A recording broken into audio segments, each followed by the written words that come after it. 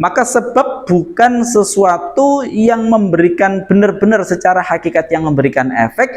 Yang memberikan efek ya dari Allah. Ketika sebab itu bersamaan dengan qadarnya Allah, bersamaan dengan kehendak Allah, iradah Allah, jadilah itu. Tapi meskipun sebab ini dilakukan dengan sesempurna mungkin, tapi ketika tidak dibarengi dengan qudrah iradahnya Allah, maka tidak akan terjadi apa-apa karena itu. Assalamualaikum warahmatullahi wabarakatuh. Sobat Fuadi rahimakumullah. Alhamdulillah kita berjumpa kembali di channel Ngaji Fuadi bersama saya Muhammad Wahyudi. Baik, kali ini kita akan melanjutkan pembahasan kita sebelumnya di ayat ke-72 dan 73. Kemarin 72 sudah kita bahas, yang sebenarnya ini satu kesatuan 72 dan 73, tapi kemarin karena durasi yang biar nggak terlalu panjang kita bagi menjadi dua. Saat ini kita akan melanjutkan ayat ke-73. Penjelasannya bagaimana? Tapi sebelumnya saya ingatkan kembali Sobat Fuadi yang belum memiliki mushaf Quran Nahwu Al-Fuadi, ini insya Allah akan sangat membantu kita untuk mentadabburi ayat-ayat Al-Quran satu persatu, kata demi kata, sehingga kita mengetahui oh maksud dari ayat ini, kata ini, itu, sehingga kita lebih dalam di dalam mentadabburi makna-maknanya, dan insya Allah semoga kita bisa mengamalkannya. Amin ya rabbal alamin. Baik, mari jangan berlama-lama, kita ngaji Fuadi.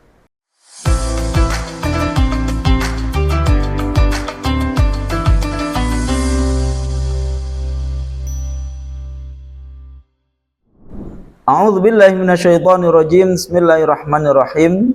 Wa idh qataltum nafsan fadara'tum fiha wallahu mukhrijum ma kuntum taktumun. Ini sudah kita bahas kemarin di ayat 72. Sekarang lanjutannya. Faqul nadribuhu bi ba'dihha kadzalika yuhyillahul mauta wa yuriikum ayatihi la'allakum ta'qilun. Faqulna, lalu berfirman siapa kami, idribuhu, memukullah siapa kalian, Bani Israel atau kaumnya Musa, padanya. Nya ini angkanya 4, kita lihat. Angka 4, coba ini saya jelaskan sekalian. Di atas tidak ada, di atas paling angkanya 7. Maka jangan dicari ke halaman berikutnya, karena angka rujuk kata ini riset atau diputus setiap halaman. Jadi ini bukan merujuk kepada halaman sebelumnya, rujukannya tetap di halaman ini. Lalu kalau di sini tidak ada, mana carinya? Di bawah ini ada rujuk kata. Angka 4, orang yang dibunuh atau al-qatil, ya. Al-qatil bimakna al-maktul, al-maktul orang yang dibunuh. Nah, baik, di sini ya.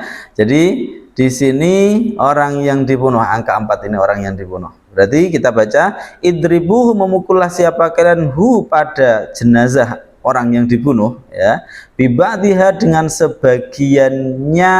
Angka 8, kita coba cek angka 8, sebagiannya Baqarah, ya. Jadi cara membacanya seperti itu, biba'diha dengan sebagiannya Baqarah. Kadzalika, dengan seperti itulah, yuhyi, menghidupkan siapa Allahu Allah, al-mauta, pada yang mati atau pada orang yang mati. Wa yurikum, dan memperlihatkan siapa dia Allah, kum, pada kalian, ayatihi, pada ayat-ayat kekuasaannya Allah. La'allakum, agar kalian adalah ta'qiluna, mengerti, memahami siapa kalian. Baik Sobat Fuadi, kita terjemahkan. Lalu kami, harusnya kayaknya besar ini ya. Lalu kami, Allah berfirman, kalian pukullah, iya, maksudnya jenazah atau mayat yang terbunuh itu, biba'diha, kalian pukullah ia dengan sebagiannya sapi yang telah disembelih. Maka di sini ada yang tidak disebutkan di ayat ini, yaitu lalu mereka memukulkannya, ya. Setelah mereka memukulkannya, terus kemudian mayat itu hidup lagi. Nah, itu yang tidak disebutkan di ayat ini. Lalu Allah langsung saja, dengan seperti itulah Allah menghidupkan orang yang mati, dan dia, Allah, memperlihatkan pada kalian ayat-ayatnya agar kalian mengerti. Baik Sobat Fuadi, kita lanjutkan dengan pembahasan satu persatu. Semoga kita dapatkan makna yang lebih dalam dari ayat ini untuk bisa kita pahami pesan yang disampaikan Allah kepada kita. Baik, kita lanjutkan dengan papan tulis. Faqulna, lalu berfirman siapa kami. Ini sudah seperti biasa, fa-nya ini adalah huruf athof, hukumnya mabni. Qulna ini adalah fi'il madhi mabni sukun karena bersambung dengan dhamir rafa' mutaharik. Nanya adalah dhamir rafa' mutaharik, ya. Dhamir ini berkedudukan sebagai fa'il, fa'il i'rabnya harus rafa', tapi dia adalah isim yang mabni, maka dia i'rabnya hanya dalam mahal, ya.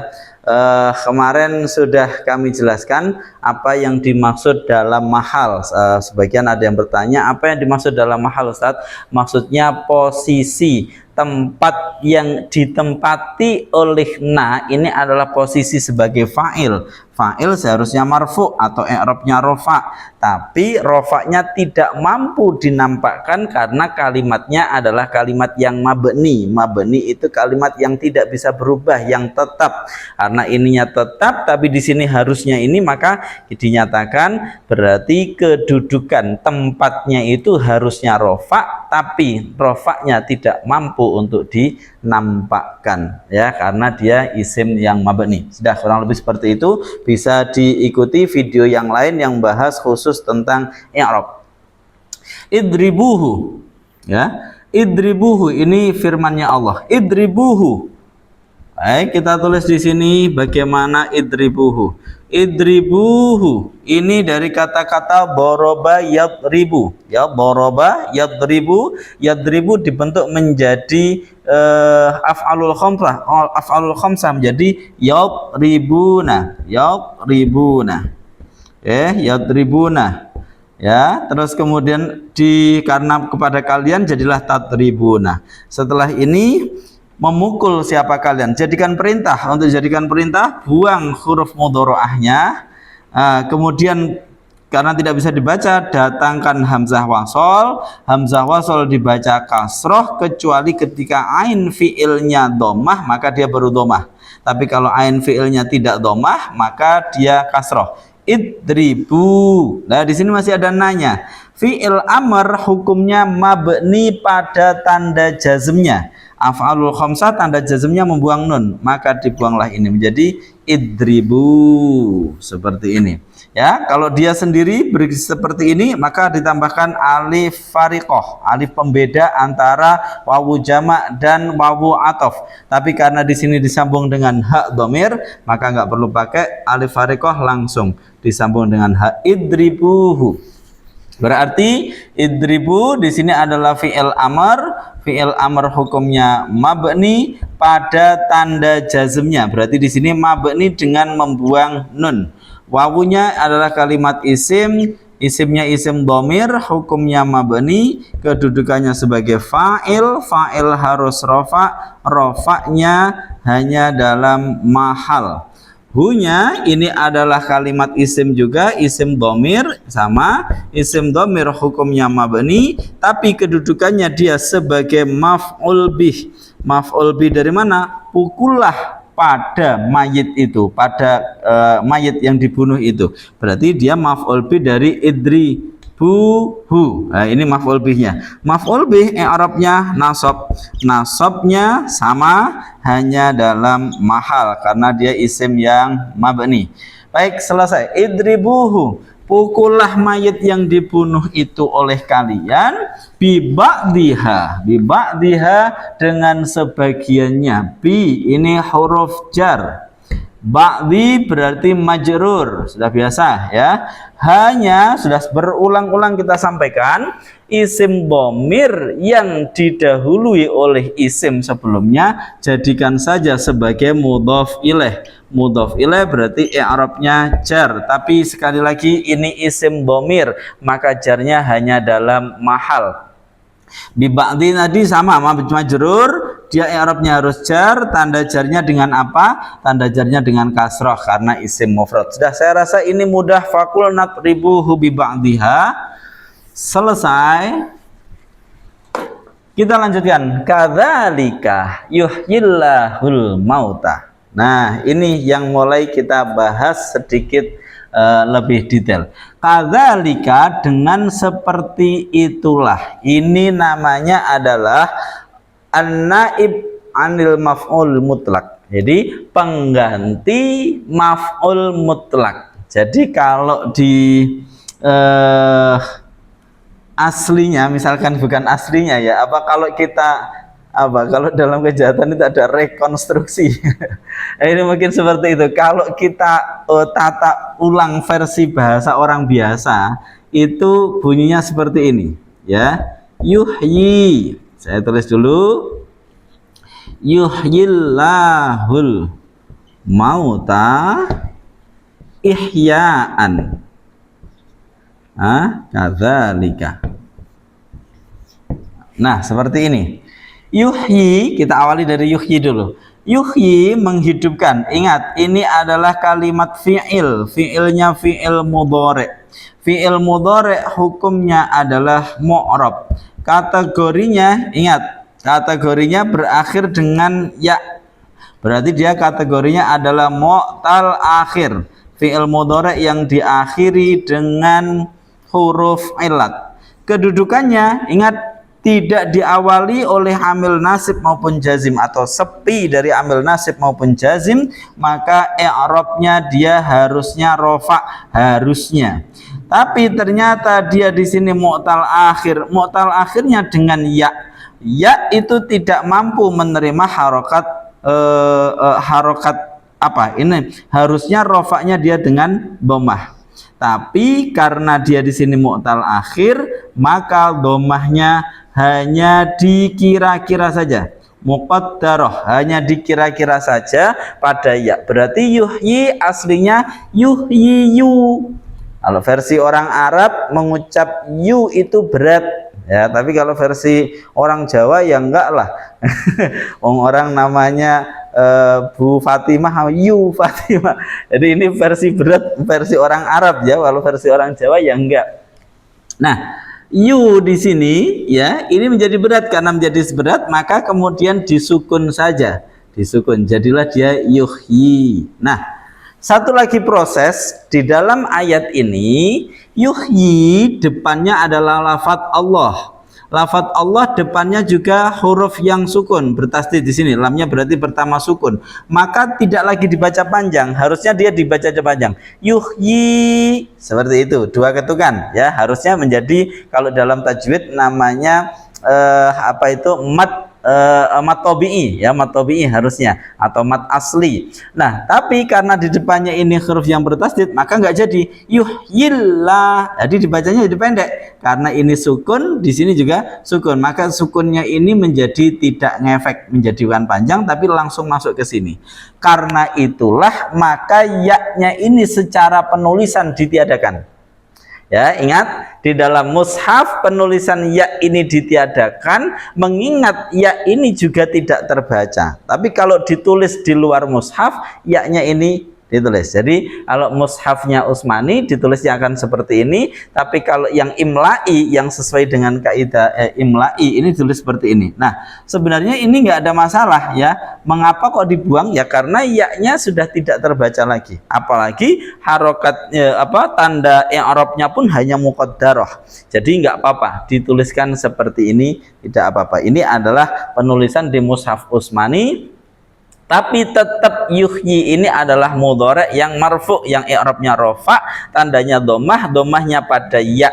Ya-nya mana? Ini ya, ya-nya disukun, tapi dalam penulisan mushaf karena bertemu dengan lafadz Allah yang juga sukun awalnya, maka dia tidak terbaca. Karena tidak terbaca, maka tidak ditulis ya-nya.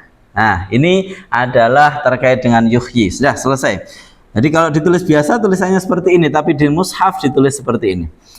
Kadzalika yuhyi, menghidupkan. Siapa Allahu? Allah. Ya, ini sudah fi'il butuh pada fa'il. Lafadz Allahu kalimat isim, hukumnya mu'rab, kategorinya adalah isim mufrad, kedudukan sebagai fa'il. Fa'il i'rabnya harus rofa, rofaknya isim mufrad ditandai dengan dhammah. Jadilah lafadz Allahu dibaca Allahu. Dah, kita lanjutkan. Yuhyillahu, menghidupkan. Menghidupkan apa? Ini namanya adalah fi'il yang muta'addi, maka membutuhkan maf'ul. Ini maf'ulnya. al mauta, pada yang mati. Bisa orang, bisa apa saja, tapi karena ini konteksnya orang, kita tulis al mauta, pada orang yang mati. Al mauta, pada orang yang mati atau pada yang mati. Dah. Al mauta ini adalah kalimat isim. Ingat, model isim seperti ini disebut dengan maksur, yaitu berakhir dengan alif. Di sini alifnya layyinah. Cirinya alif apa? Bukan ya ini tapi alif. Cirinya alif kalau huruf sebelumnya ini harokatnya fathah. Jadi di sini kalimat isim yang hukumnya sebenarnya mu'rab, tapi dia nanti huruf akhirnya berupa huruf ilat. Kategorinya dia isim mufrad. Kedudukannya adalah sebagai maf'ul bih. Maf'ul bih harusnya dia nasab. Ya. Nasabnya isim mufrad harusnya dengan fathah, tapi huruf akhirnya berupa alif, maka alif tidak bisa menerima harokat sama sekali. Jadilah dia fathahnya muqaddarah, hanya dikira-kira saja, tidak nampak, hanya dikira-kira saja. Tapi tetap harus kita katakan dia tanda nasabnya harusnya fathah, tapi hanya dikira-kira saja. Selesai. Yuhyi, menghidupkan atau akan menghidupkan juga boleh. Siapa Allahu Allah, al mauta, pada yang mati, ihya'an, dengan menghidupkan. Nah, ini namanya adalah kalimat isim yang hukumnya mu'rab, kategori isim mufrad. Dia ini adalah masdar, ahya yuhyi ihya'an. Ya, dia bentuk masdar dari yuhyi, maka kedudukannya adalah sebagai maf'ul mutlak, masdar yang berposisi sebagai maf'ul mutlak. Ahya yuhyi ihya'an. Ihya'an, dengan menghidupkan. Jadi ini kita baca dengan, itu adalah istilah dari maf'ul mutlak, kita baca dengan. Ya, ihya'an, dengan menghidupkan. Maf'ul mutlak ini dibaca nasab, i'rabnya harus nasab. Nasabnya ditandai dengan fathah, ihya'an. Dengan menghidupkan, kadzalika, yang seperti itu. Ya, kadzalika, yang seperti itu. Di sini adalah susunan jar majrur. Ka ini adalah huruf jar, ya. Jar di sini dzalika adalah isim isyarah menjadi majrurnya. Susunan jar majrur ini berkedudukan sebenarnya sebagai naat dari maf'ul mutlak ihya'an. Berarti kalau dibaca ihya'an, dengan menghidupkan, kadzalika, yang seperti itu. Ya, jadi saya ulangi bacanya awalnya, yuhyi, menghidupkan atau akan menghidupkan. Siapa Allahu Allah, al mauta, pada yang mati, ihya'an, dengan menghidupkan, kadzalika, yang seperti itu. Artinya Allah sebagai zat yang maha mencipta, untuk memproses yang mati menjadi hidup itu enggak ribet. Di sini Allah mengatakan idribu baca, kamu pukul aja dengan sebagian sapi itu. Sebagian yang mana? Yang mana saja, yang mau dia pokoknya dengan sebagian yang mana tadi pukul. Begitu dipukul langsung hiduplah si mayat tadi, langsung hidup. Terus Allah mengatakan kadzalika yuhyillahul mauta. Aslinya yuhyillahul mauta ihya'an kadzalik. Allah kalau mau menghidupkan yang mati ya dengan cara yang seperti itu, ihya'an, dengan menghidupkan, kadzalika, yang seperti itu. Nah, kemudian diberikan penekanan kepada ini.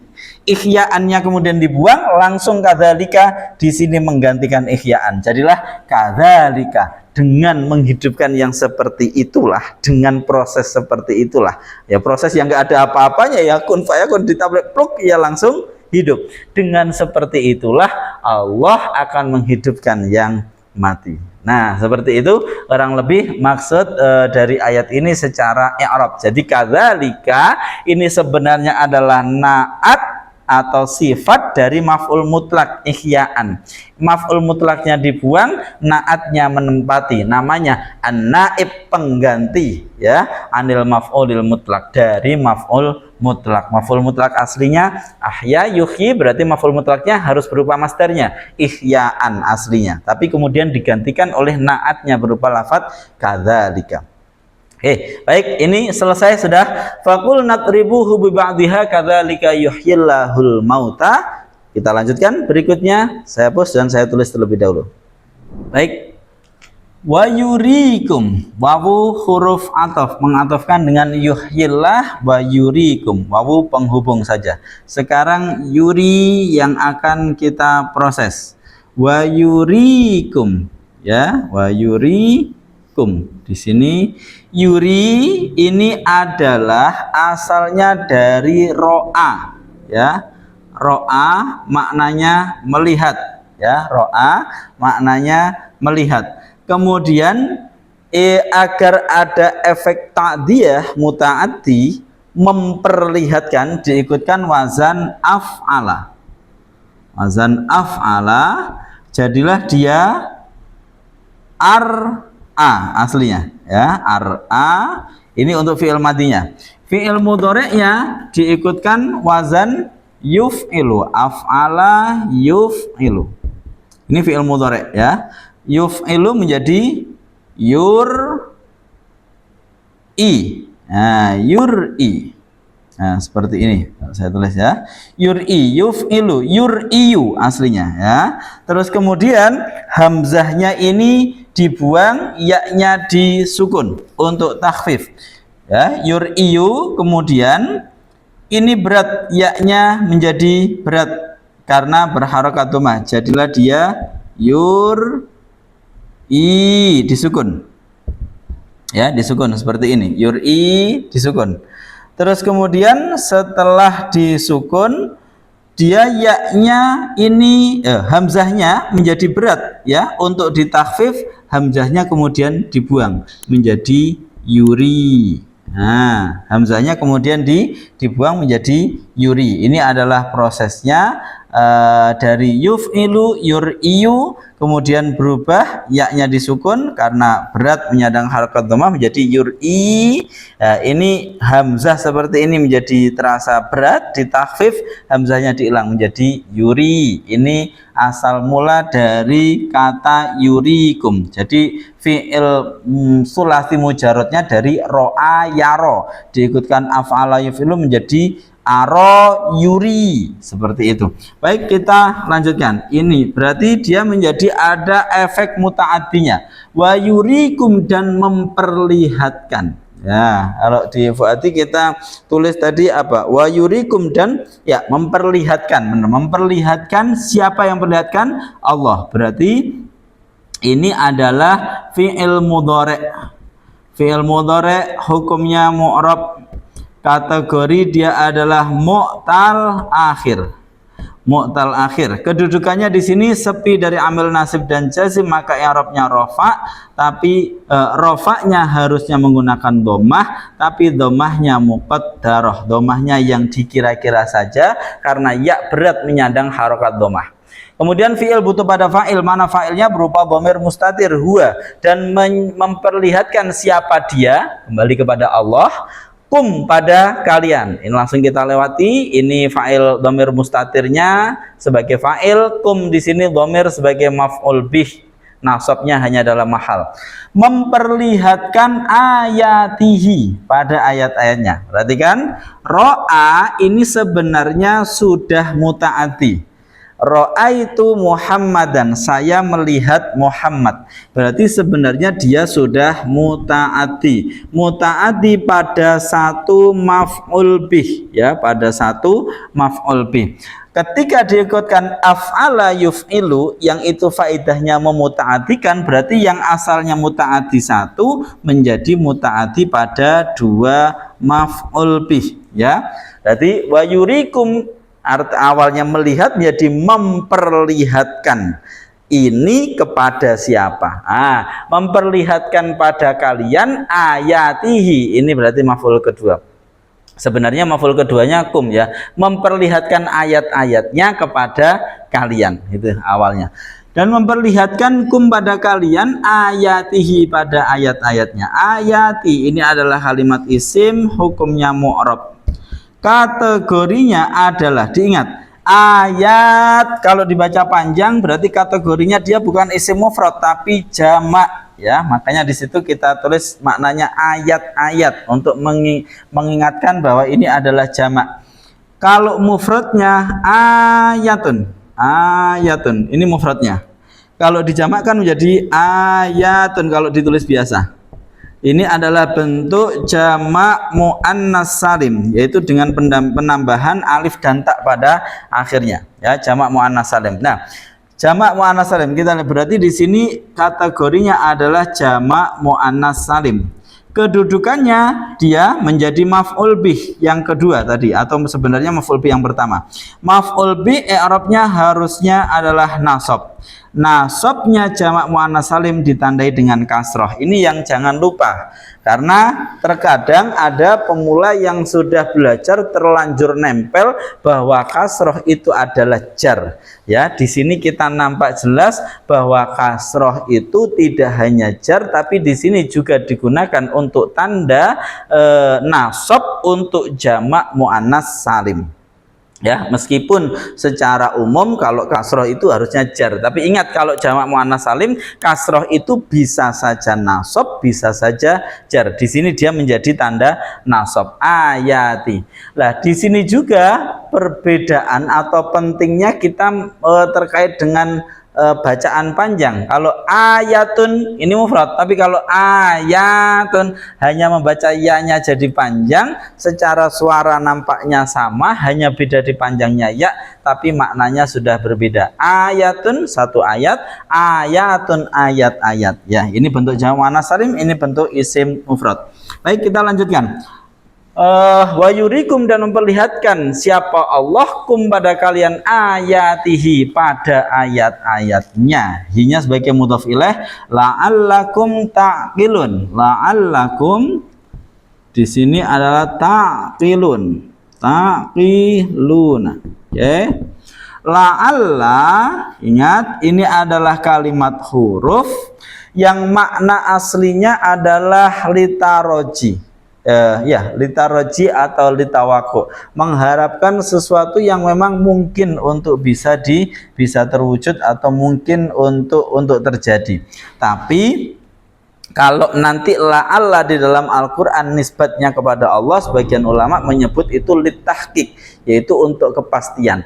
Nah, maka la'alla di dalam Al-Quran bisa dimaknai litaroji, harapan semoga, bisa juga dimaknani sebagai lamukai, sebagai maknanya lam yang agar, ya, sama dengan maknanya kai.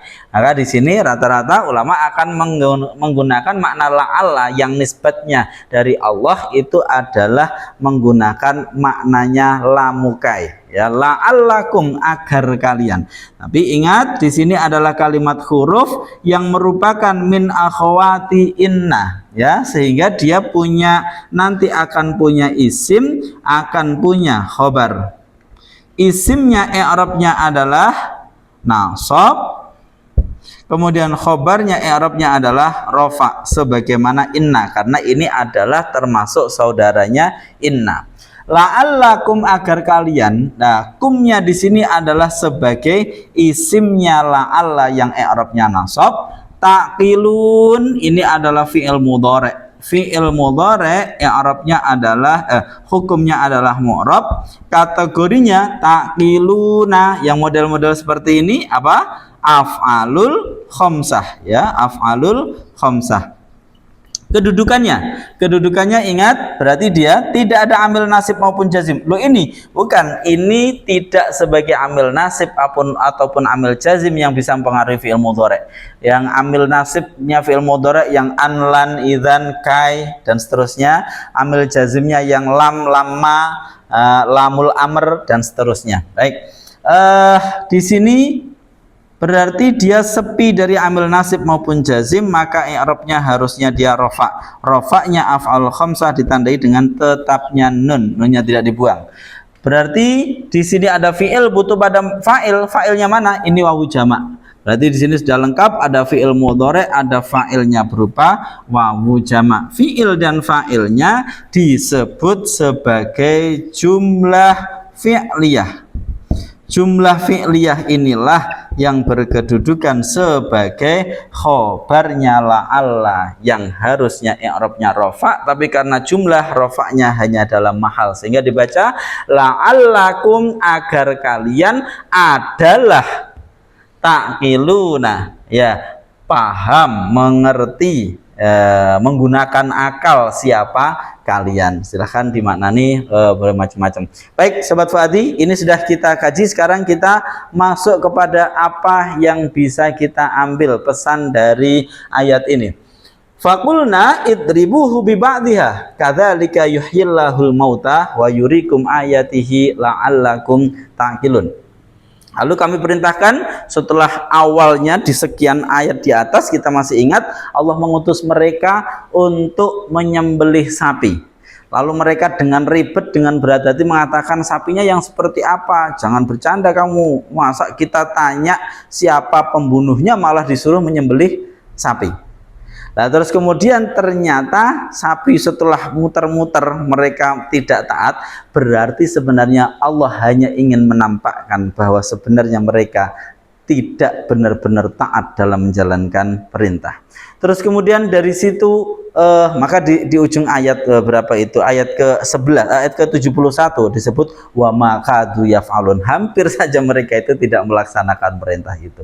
Nah, terus kemudian ketika Allah terus gunakan itu sapi itu yang sudah kamu sembelih, gunakan sebagiannya, ambil pukulkan pada si mayat. Maksudnya bukan dipukul kencang, dipukul itu istilah bahasa Arab ya, pokoknya seperti ini kan itu dipukul. Setelah dipukulkan pokoknya sebagiannya, nanti ada yang mengatakan ekornya, ada yang mengatakan ininya, kita nggak usah ke sana. Sebagian dari sapi ini diambil, dipukulkan. Setelah dipukulkan, mayatnya hidup. Nah, ini apa hubungannya sapi dengan mayat? Tentu tidak ada hubungan sama sekali.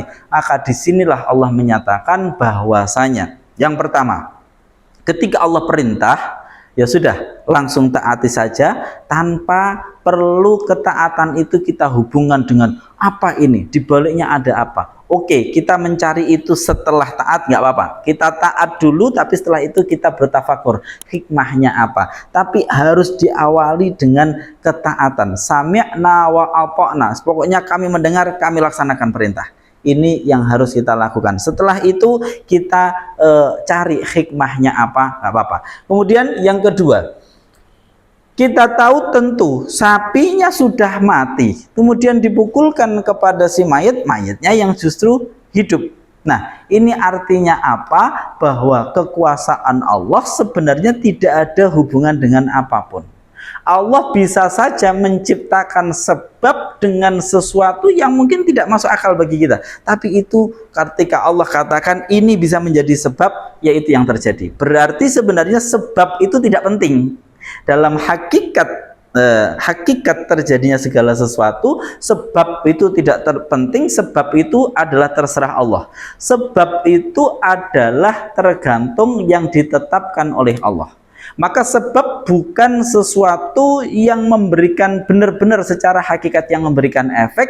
Yang memberikan efek ya dari Allah. Ketika sebab itu bersamaan dengan qadarnya Allah, bersamaan dengan kehendak Allah, iradah Allah, jadilah itu. Tapi meskipun sebab ini dilakukan dengan sesempurna mungkin, tapi ketika tidak dibarengi dengan qudrah iradahnya Allah, maka tidak akan terjadi apa-apa, karena itu hanya sebab. Sedangkan Allah adalah musabbibul asbab, yang menyebabkan, yang membuat semua sebab itu. Baik, sehingga misalkan kita sakit, kemudian kita minum obat. Obat itu hanya sebab, dia tidak punya kemampuan sama sekali untuk menyembuhkan kita. Yang membuat kita sembuh ketika minum obat adalah kehendak dan kuasa dari Allah. Ini yang perlu kita pahami. Tapi terkadang kita keliru. Ketika ada seorang minum obat A, dia sembuh, minum lagi, dia sembuh, terus kemudian dia mengatakan saya sembuh karena obat ini. Tidak. Obat itu tidak punya kemampuan. Buktinya apa? Ketika suatu saat dia sakit, dia minum lagi obat itu, dia tidak sembuh. Maka ada satu kisah di sini. Satu saat Nabiullah Musa alaihissalam itu beliau sakit. Beliau sakit. Ketika beliau sakit, terus kemudian beliau berdoa kepada Allah, ya Allah berikanlah saya kesembuhan. Oleh Allah diberikan satu wahyu agar beliau, Nabi Musa, mencari sebuah rumput khusus seperti yang dimaksud oleh Allah. Kemudian beliau ambil rumput itu, kemudian dijadikan sebagai ramuan untuk mengobati sakit beliau. Walhasil akhirnya beliau terus sembuh. Suatu saat beliau sakit lagi, begitu sakit lagi beliau nggak pakai berdoa, langsung saja ngambil rumput yang dulu pernah menjadi ramuan, obat ramuan beliau ketika sakit. Begitu dibuat, ternyata kok tidak sembuh. Begitu tidak sembuh, beliau berdoa, ya Allah, kenapa kok ternyata saya tidak sembuh? Allah lalu menyampaikan bahwasanya, dulu kamu sembuh itu yang menyembuhkan saya, bukan rumput. Lah, kamu nyari rumput itu karena itu sebab yang sedang saya kehendaki waktu itu. Lah, sementara sekarang kamu nyari sendiri. Baik, sahabat hati rahimakumullah. Jadi kita harus paham dengan benar hakikat. Yang ini adalah untuk ketauhidan, bahwasanya segala kekuasaan itu adalah benar-benar dari Allah. Ketika suatu saat ada sebab yang memunculkan akibat, kita harus tetap punya keyakinan bukan kemampuan sebab itu untuk memunculkan akibat, tapi pas sebab itu bersamaan dengan kehendak Allah, maka muncullah akibat itu. Tapi misalkan suatu saat sebab ini terjadi tanpa bersamaan dengan kehendak dan kudrah Allah untuk memunculkan akibatnya, maka tidak akan terjadi itu. Nah, ini yang harus kita yakini. Faqul natribuhu bi ba'diha. Berikutnya, kadzalika yuhyillahul mauta wa yurikum ayatihi la'allakum ta'qilun. Banyak orang yang pada waktu itu dan sampai sekarang yang mungkin juga meragukan adanya hari kebangkitan kelak. Maka pada waktu itu Allah tidak meminta mereka untuk berpikir, tapi Allah langsung memberikan mempertontonkan di hadapan mereka ada mayit yang mati, ada mayit tentu mati ya. Ada orang yang sudah mati terus kemudian dihidupkan lagi oleh Allah. Lalu Allah menyatakan, dengan seperti itulah Allah akan menghidupkan yang mati. Bahwasanya kematian yang kemudian hidup lagi itu mudah saja bagi Allah. Wa huwa ahwanu alaih. Itu mudah, lebih mudah. Dalam bahasa Al-Quran itu lebih mudah. Tentu itu mudah sekali. Dulu yang tidak ada, manusia kita ini dulu tidak ada. Kemudian kita menjadi ada dengan berproses mulai dari sel sperma, pembuahan dan seterusnya. Dulunya tidak ada sama sekali. Ya, dulunya hal ata'alal insan yakhinu minad dhahri lam yakun syai'am madhkura. Bukankah dulu kita itu pernah tidak siapa-siapa? Misalkan saya kelahiran tahun 84.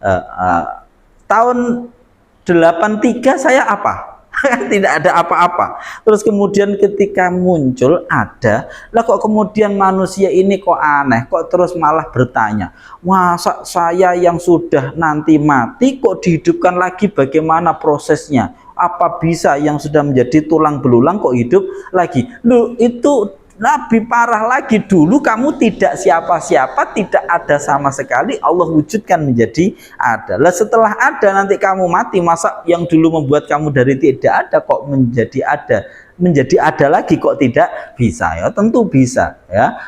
Namanya innallaha ala kulli syai'in qadir. Lah ini menguatkan ya, termasuk iman kita terhadap hari kebangkitan. Maka disebut la'allakum ta'qilun. Nah, di sini harusnya kita tidak perlu dipertontonkan yang seperti ini. Dulu zaman kaumnya Nabi Musa kan itu sudah terjadi, tapi kan kita tidak melihat itu. La'allakum ta'qilun. Harusnya kita tidak perlu itu. Coba sekarang kita cek, bukankah nasi yang kita makan itu berasal dari padi yang sebelumnya juga sudah mati? Ya, dari padi sudah dipanen, sudah mati, sudah mengering, biji padi yang sudah mengering itu bukan apa-apa lagi, sudah mengering. Ditanam di tanah, dia hidup lagi menjadi sempurna seperti sebelumnya. Muncul ada akarnya, ada batangnya, muncul menjadi sekian banyak padi. Artinya kita sudah dipertontonkan setiap hari oleh Allah. Bukankah mangga yang kita makan berasal dari dulunya biji mangga yang tertanam terus kemudian ditumbuhkan lagi menjadi sangat sempurna oleh Allah. Lalu mengapa kita bertanya, ketika kita sudah menjadi tulang belulang, siapa yang akan mengembalikannya? Tentu itu sangat mudah bagi Allah, karena Allah yang menciptakan kita sejak awal mula. Baik, demikian kajian kita pada hari ini, sahabat Fadil rahimakumullah. Semoga iman dan ketakwaan kita menjadi semakin bertambah kepada Allah, dan semoga apa yang kesalahan-kesalahan kita diampuni dan kita dapat terus mentadabburi Al-Qur'an untuk menjadi insan yang lebih baik, sehingga kita menghadap kepada Allah dengan hati yang telah salim. Man atallaha biqalbin salim. Assalamualaikum warahmatullahi wabarakatuh.